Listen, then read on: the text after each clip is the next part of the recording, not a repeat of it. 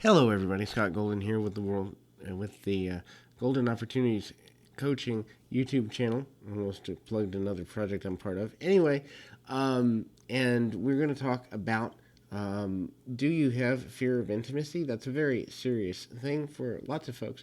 Intimacy is defined as the emotional, physical, and mental capacity to draw meaningful relationships from and with other people. Their fear of intimacy kills a good number of relationships, and I see this all the time as a relationship coach. I wanted to touch upon it because it's a major issue in all age groups, genders, orientations, all that stuff, and it really it doesn't discriminate. So there are probably about 6 or 7 main reasons or contributing factors to the mentality of having fear of intimacy. And the first is abandonment. The idea that when I get close to someone, they leave is difficult for lots of people. So having a healthy view of abandonment is necessary for a person to overcome fear of intimacy.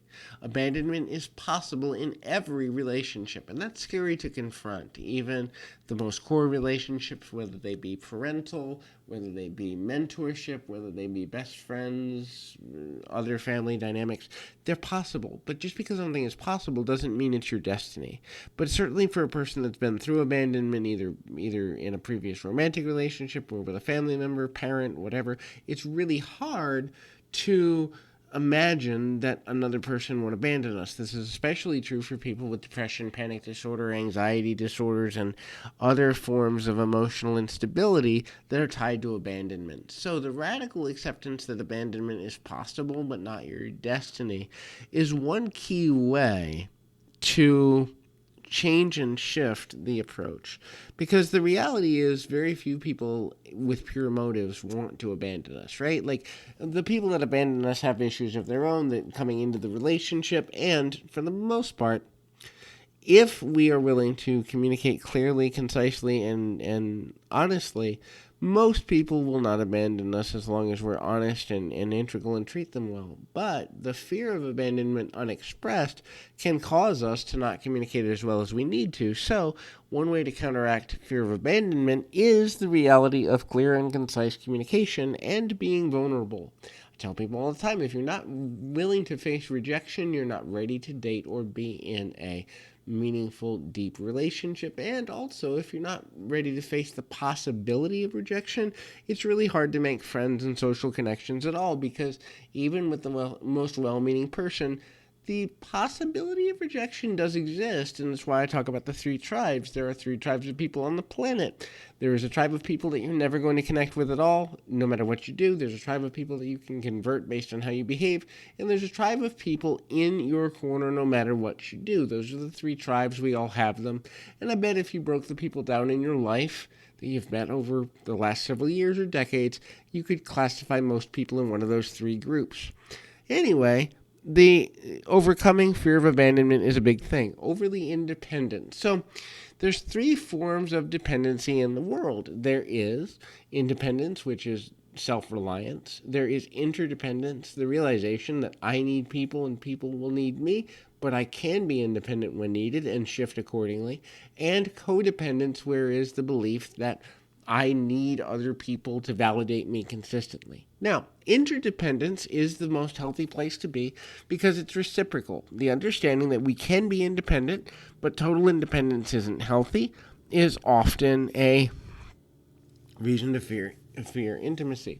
Overly independent people have often been hurt, or they've been taught bad habits, either in childhood or from previous relationships, that there is strength in being overly independent. That is, not relying on other people. Knowing that you can rely on yourself accordingly does not necessarily mean that that's the only person you should rely on. And so that's important to kind of focus on.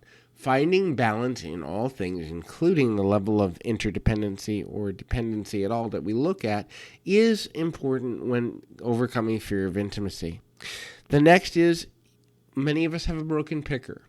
We're attracted to people that are sometimes reflections and mirror images of ourselves. Most often, a good relationship is a reflection of our strength. A negative relationship or even toxic relationship is a reflection of our weaknesses. And so, if we've been through several friendships, relationships, or family dynamics that are reflections of our weaknesses, we often find ourselves attracted to or settling for people who are continuation of those reflections. You must be willing to look outside the box of what you're normally attracted to. I have had, and I will use myself as an example, I have had a type for a very long time. Upon reflection and being single for the last few years, I've learned that my type isn't the healthiest thing for me.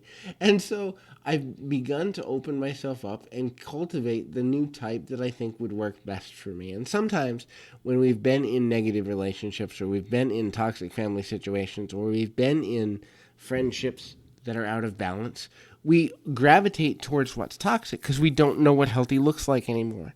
And so choosing actively to reinvest in and reinvestigate what we want in our lives, and then picking based on what we think aligns with us rather than what we're naturally attracted to or drawn to, can be very, very helpful. The next thing is inconsistencies. The one thing that you have to do is be able to commit to your boundaries and your lack of ability to break boundaries. So if you're inconsistent, it will cause you inevitably to eventually kind of go in a direction of, either ignoring your preferences and just settling, like we talked about before.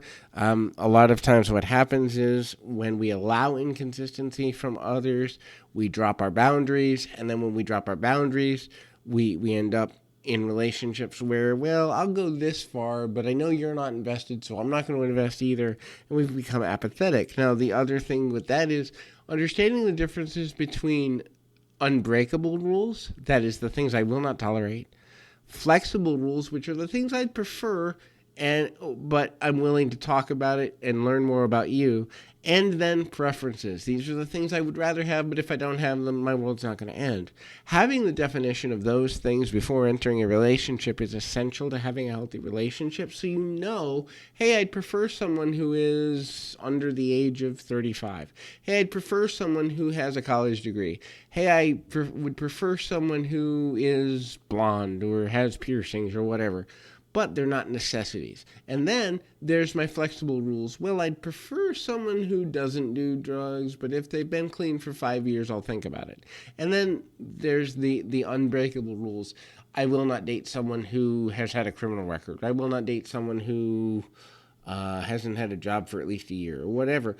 And knowing those boundaries within yourself before involving with a person is essential. And the other thing, too, is fear. A lot of people with fear of intimacies become what I call workaholics, which we know what those are. Those are people that use work to give themselves a sense of control, but also hobbyaholics. So people that will put time into their hobbies or the things that matter to them at the exclusion of a relationship. These are individuals who want to feel control, and you can feel control through a hobby, you can feel control through any number of things, but the idea is they don't feel they can have control within the boundary of a relationship. Therefore, becoming emotionally closer with another person triggers all the feelings of potential abandonment and loss, and so they don't put the time in to begin with. So that's what I wanted to cover in this audio. I hope it's been helpful. Please feel free to ask if there's anything else we can do to be of service.